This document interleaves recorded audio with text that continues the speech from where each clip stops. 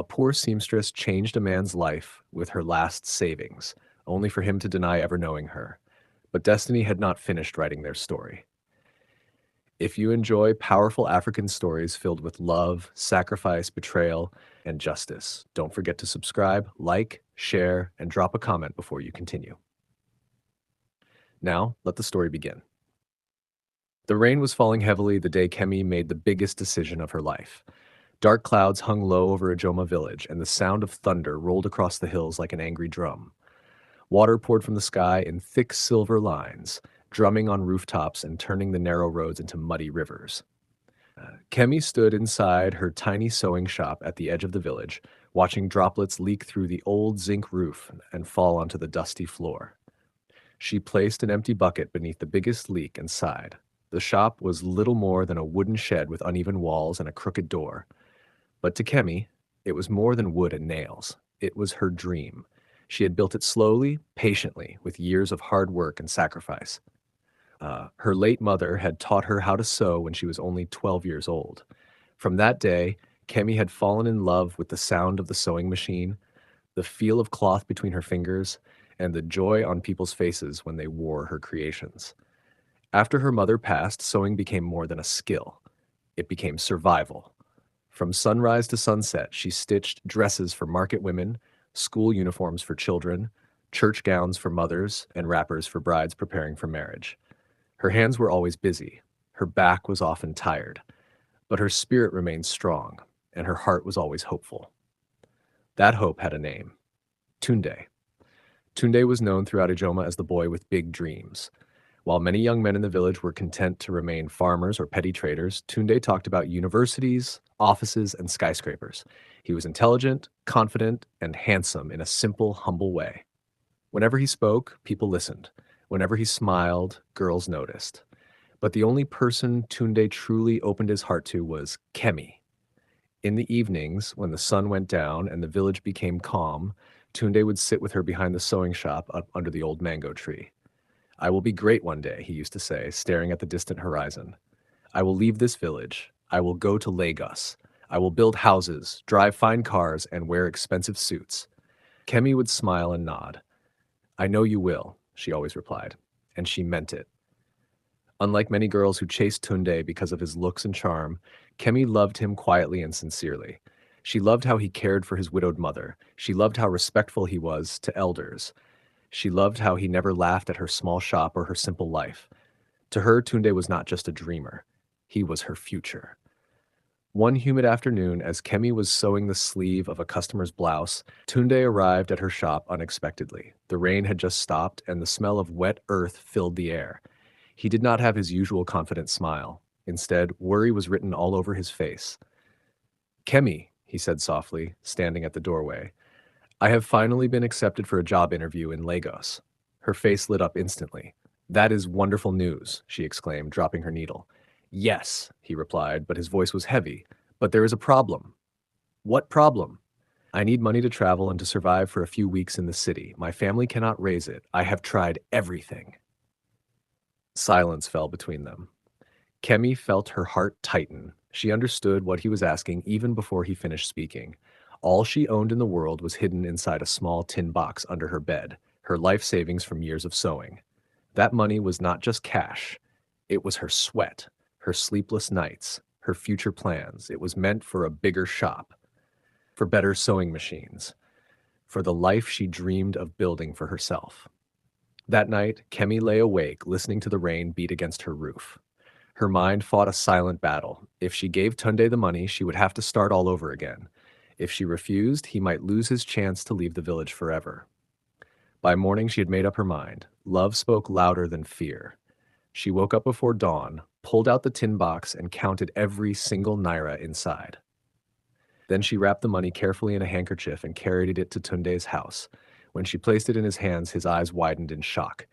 "Take it," she said simply. "Kemi, no," he protested. "This is your sweat. I cannot accept this." "I believe in you," she answered firmly. "Go and become the man you were meant to be." Tears filled Tunde's eyes. "Kemi, I will never forget you," he promised. "When I settle down, I will send for you. I swear it." Those words wrapped around her heart like a warm cloth on a cold night. 2 days later, the entire village gathered to see Tunde off. Kemi stood by the roadside with mixed emotions, pride, hope, and a small trace of fear she refused to admit. As the bus pulled away, she waved until it disappeared into a cloud of red dust. Then she wiped her eyes, picked up her bag, and returned to her small shop. Life had to continue. She worked harder than ever. She woke earlier, slept later, and took every sewing job she could find. Every month, without fail, she sent part of her earnings to Tunde to support him in Lagos. At first, his calls were frequent. His gratitude was loud. His promises were many. "Kemi, you are my angel," he would say. "I will make you proud." She lived on those words. But as months turned into a year, things slowly began to change. The calls became fewer, the messages became shorter, the affection in his voice grew colder, until one day, they stopped completely. No calls, no messages, no explanations, just silence. But Kemi still believed. She told herself he was busy, that city life was demanding, that he would reach out soon. She held tightly to hope because it was all she had. She did not know that far away in Lagos, a new life was slowly swallowing the man she loved, and she did not know that the promise made under the rain was already beginning to fade. Lagos welcomed Tunde like a storm. From the moment he stepped off the crowded bus at Ohota Park, the city hit him with full force. Blinding lights, blaring horns, rushing crowds, and voices coming from every direction. Everything moved fast. Too fast. It was nothing like Ijoma. In the village, life was slow and predictable. People greeted one another by name. Days followed familiar patterns. But Lagos did not care who you were or where you came from. It rewarded the bold and swallowed the weak. At first, Tunde was overwhelmed. He stayed in a tiny one-room apartment with 3 other young men from different parts of the country. They slept on thin mats spread across the floor like sardines packed in a tin. Some nights he went to bed hungry. Some days he walked miles looking for work. Many times he felt like giving up. The city was harder than he had imagined. But whenever discouragement threatened to defeat him, he remembered Kemi. He remembered the money she had placed in his hands and the promise he had made under the village rain.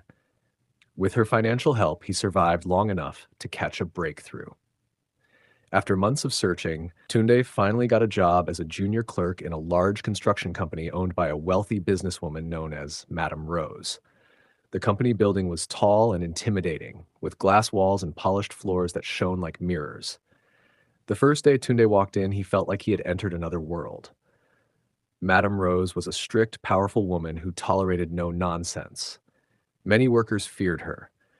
But somehow she saw something in Tunde. He was always early to work, always respectful, always eager to learn. He did not complain. He did not gossip. He simply worked.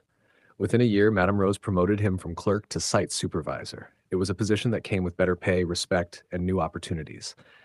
That promotion changed everything. Money began to enter his life. Slowly at first, then in larger amounts. For the first time, Tunde tasted comfort. He moved out of the cramped room into a small apartment of his own. He bought new clothes, a decent phone, and shoes that did not have holes beneath them. With money came new friends. With new friends came new habits. With new habits came a new version of Tunde. The shy village boy began to fade, and with his new life came new people, especially Isha. Aisha was Madame Rose's niece, a young woman who often visited the company office. She was everything Kemi was not. Polished, sophisticated, city-bred. She spoke flawless English with a smooth accent. She wore expensive perfumes that filled the room before she even entered. Her hair was always perfect, her nails always shining, her clothes always elegant. She lived in a world Tunde had only seen on television. At first, she barely noticed him. To her, he was just another employee in her aunt's company. But Tunde noticed her. How could he not? Whenever she walked past, heads turned. Whenever she spoke, people listened. She carried herself like someone who had never known hardship. One day, Madame Rose asked Tunde to drive Aisha to a business meeting. That single assignment changed the direction of his life. During the drive, Aisha began to talk to him. She asked about his background, his work, and his ambitions. She was impressed by how intelligent and hardworking he was. "You are not like most men I meet," she told him with a smile.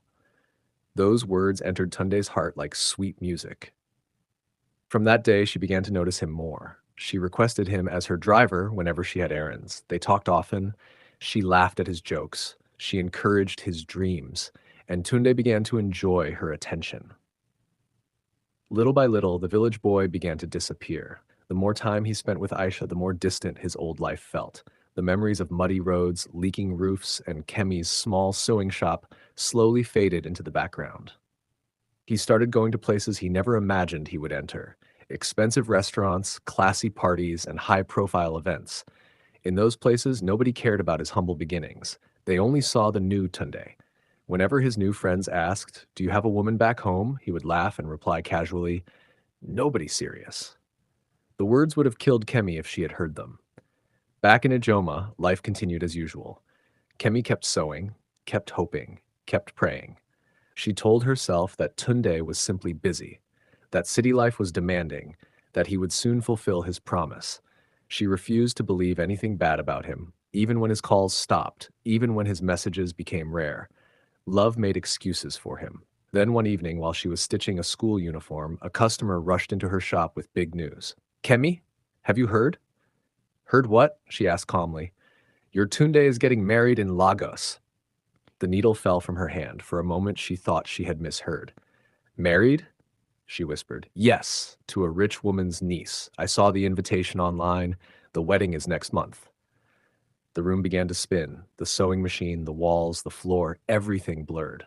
"No, it cannot be," she murmured.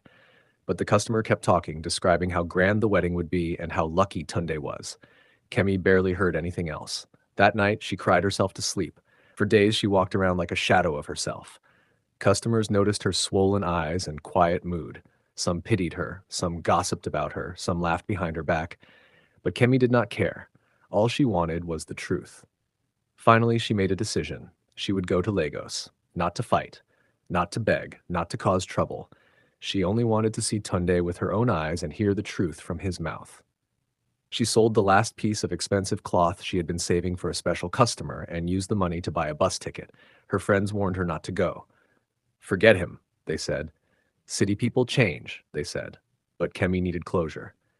With nothing but a small bag, an old photograph of herself and Tunde, and a heart full of questions, she boarded a bus to Lagos. As the vehicle left Ijoma behind, she whispered to herself, "Whatever happens, I deserve to know." She had no idea that the city she was heading to had already turned the man she loved into a stranger, and she had no idea that her journey to Lagos would change her life forever. The wedding venue was magnificent. It looked like something pulled out of a dream. Bright lights hanging from tall pillars, colorful decorations swaying in the evening breeze, and rows of expensive cars parked neatly outside. Loud music filled the air, mixing with laughter, chatter, and the excited voices of well-dressed guests. Men in fine suits and women in glittering gowns moved around like characters in a royal celebration. Cameras flashed. Waiters walked about with trays of drinks and food. Everything screamed wealth. Everything screamed success. Kemi stood outside the gate, feeling small and out of place. She clutched the old photograph she had kept for years, herself and Tunde smiling beside her sewing shop in Ijoma village. The edges of the picture were worn from being touched too many times. It was her only proof, her only connection to the past. She looked down at her simple dress and worn slippers and suddenly felt ashamed. Around her were women who smelled of expensive perfume and carried handbags that probably cost more than her entire shop. But she had not come to impress anyone. She had come for answers. Her heart pounded as she gathered courage and stepped closer to the gate. Inside the compound, people danced and celebrated. A big banner with bold letters hung across the hall. "Congratulations, Mr. and Mrs. Tunde Adewale." Seeing his full name printed like that made everything real. So it was true. He was really getting married. Kemi swallowed hard. She scanned the crowd anxiously, searching for the familiar face she had traveled so far to see. Then she saw him. Tunde. He stood near the entrance, dressed in a perfectly fitted cream-colored suit, smiling as guests congratulated him. He looked confident, polished, and completely different from the young man who once sat with her under a mango tree. For a moment, Kemi forgot how to breathe. This was the same Tunde who had promised never to forget her. The same Tunde she had sacrificed everything for. Her heart jumped with a mixture of joy and fear. Without thinking, she called out his name. "Tunde." Her voice was soft at first, then louder. "Tunde." "Tunerned." He turned. Their eyes met. For a brief second, she saw it, recognition. Something flickered across his face. Surprise, shock, maybe even guilt. Hope rushed through Kemi like warm water, but just as quickly as it appeared, the expression vanished. His face became hard and distant. He walked toward the gate slowly, his smile gone. "Who are you?" he asked coldly. The question hit her like a slap. Her smile faded. "Tunde, it's me, Kemi," she said nervously. "From Ijoma, the seamstress." She held up the photograph with trembling hands. "Look, it's us, you remember." Tunde glanced at the picture for only a second before looking away. "I don't know you," he said flatly. Those four words shattered her heart. The noise around them seemed to disappear. "What?" she whispered. "Tunde, please don't joke like this." He shifted uncomfortably as some guests began to stare. "I supported you," Kemi continued, her voice shaking. "I sent you money when you had nothing. I believed in you. How can you say you don't know me?" Tunde looked around nervously. The attention was making him panic. His new life was standing just a few meters away. His bride, her wealthy family, his powerful connections. And here was Kemi, a reminder of everything he wanted to forget. "Security," he suddenly shouted. "Remove this woman. She is disturbing my wedding." Kemi felt her world collapse. "Tunde, why are you doing this?" she cried. "Please, just talk to me." "I have never seen you before in my life," he replied, refusing to meet her eyes. The words cut deeper than any knife. Two security men rushed forward and grabbed her arms. "No, Tunde, please," she begged. "At least tell me why. Tell me what I did wrong." Guests whispered among themselves as the guards dragged her away from the gate. Her photograph fell to the ground. Her tears fell with it. She kept calling his name until her voice grew weak. But Tunde had already turned his back and walked away, back to his bride, back to his celebration, back to his perfect new life. To him, Kemi no longer existed. The guards pushed her out onto the street and shut the gate firmly behind her. She stood there for a long time, staring at the tall walls that separated her from the man she once loved. The music continued inside. Laughter echoed through the night. Life went on as if she had never been there. With nowhere to go and almost no money left, Kemi wandered the streets of Lagos until night fell. She slept that night at a crowded bus park, sitting on her small bag with her head against a wall. Mosquitoes bit her skin. Cars honked all night. Strangers walked past without noticing her pain. Broken, humiliated, betrayed. She cried silently until sleep finally carried her away. The next morning, Lagos woke up bright and busy, as if nothing had happened. But Kemi woke up to a reality she did not recognize. She could not return to Ijoma yet. She had no money for transport and no strength to face the shame of going back empty-handed. So she decided to look for work. All she needed was something small, just enough to survive and raise transport fare. After hours of walking from street to street asking for any kind of job, luck finally seemed to smile on her. An elderly woman she met at a roadside restaurant told her about a cleaning job in a large mansion that urgently needed a housemaid. Desperate and tired, Kemi accepted without asking many questions. That afternoon, she followed the woman to the address she was given. The house was huge, painted white with tall gates and beautiful flowers lining the driveway. Kemi felt nervous but grateful. At least she would have somewhere to sleep. She was introduced to the madam of the house and immediately employed as a cleaner. It felt like a small miracle, but fate was not done testing her. On her very first day of work, as she carried a bucket and mop into the living room, she heard familiar voices approaching. A man and a woman walked in through the front door. Kemi froze. Her heart stopped. Standing before her, smiling and holding hands, were Tunde and his new wife. The mansion she had just been employed to clean belonged to them. Working in Tunde's house was torture. Every morning, Kemi woke up before sunrise and put on the simple uniform the head maid had given her. She swept the floors, wiped the furniture, washed the dishes, and cleaned the rooms. The same rooms where Tunde now lived his comfortable life. The same house that had been built on the foundation of her sacrifices. Each time she heard his voice, her heart tightened. Each time she saw him laughing with Aisha, she felt like an invisible knife was twisting inside her chest. Yet she had no choice. She needed the job. She needed to survive. So she swallowed her pain and worked in silence. Every day, she cleaned the floors he walked on. Every day, she served the wife who had taken her place. Tunde avoided her like a ghost. Whenever he entered a room and found Kemi there, he quickly turned around and left. He refused to look at her. He refused to speak to her. Her presence reminded him of a past he had tried so hard to bury. He feared her, feared the truth she carried, feared the possibility that one day his carefully built lies would collapse. Sometimes at night, when the house was quiet, Kemi sat alone in her small servant's room and wondered how life had brought her to such a place. From being the woman who believed in him, she had become the maid cleaning his mansion. But deep inside her, she still carried dignity. She still carried strength. And unknown to everyone in that house, destiny was preparing a day of reckoning, because secrets never stay buried forever. One hot afternoon, everything changed. Tunde's mother came visiting from Ijoma village. It was an unexpected visit. She had not seen her son's new home before and wanted to surprise him. The servants hurried around the house preparing for her arrival. Aisha instructed Kemi to clean the living room properly and arrange refreshments. Kemi obeyed quietly, not knowing that fate was about to speak on her behalf. When Tunde's mother finally arrived, she entered the living room with excitement and pride. "My son has done well," she kept saying as she admired the beautiful house. Kemi was on her knees wiping the center table when the elderly woman walked in. She looked up. Their eyes met. For a second, there was silence. Then suddenly, Tunde's mother screamed with joy. "Kemi, my daughter!" The cloth fell from Kemi's hand. "Mama?" she whispered in shock. The old woman rushed forward and pulled her into a tight embrace. "My child, what are you doing here? I have not seen you in years." Kemi froze, not knowing whether to cry or run.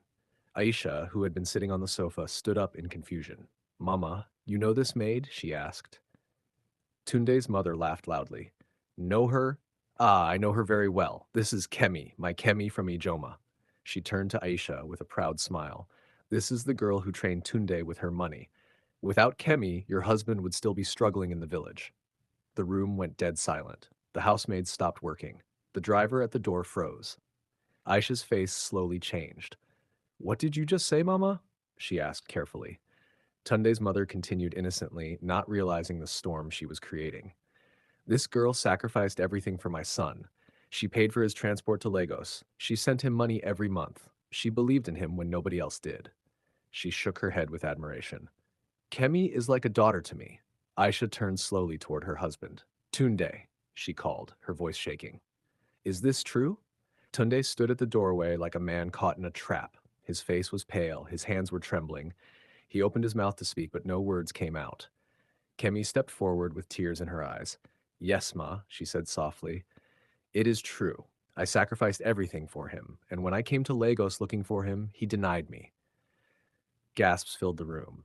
The truth exploded like a bomb. All the lies Tunde had built over the years crumbled in one painful moment. Aisha felt her heart sink. "So the woman at our wedding," she whispered, "the one you called a mad stranger, was her?" Tunde could no longer hide. I can explain," he stammered. "Explain what?" Aisha shouted. "That you built our marriage on lies? That you humiliated the woman who made your success possible?" Tunde's mother looked from her son to Kemi in confusion. "Tunde, what is going on here?" she asked. But the answer was already clear. The house that once felt peaceful now felt heavy with betrayal.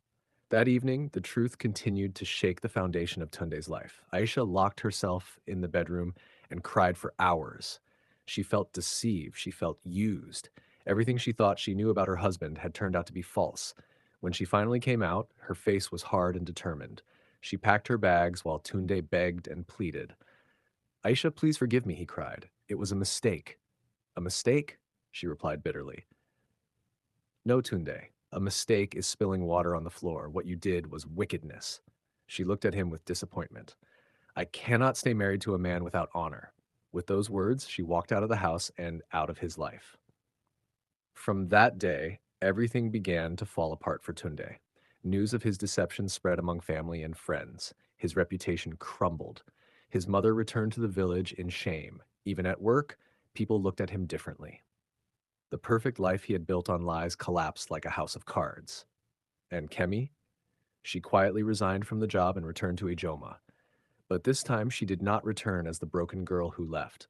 With the little savings she had gathered and the support of kind villagers who believed her story, she reopened her tailoring business. Slowly, she rebuilt her life, stronger, wiser, more confident.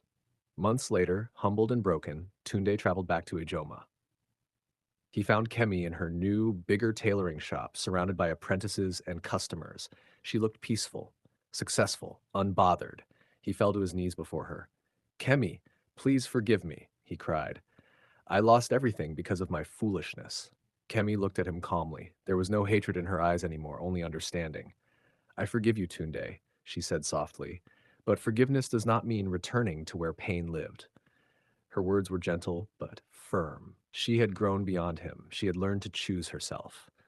As Tunde walked away that day, Kemi realized something important. She had not needed revenge. Life itself had delivered justice, and for the first time, she understood a powerful truth. Sometimes the best revenge is rising beyond the person who tried to break you.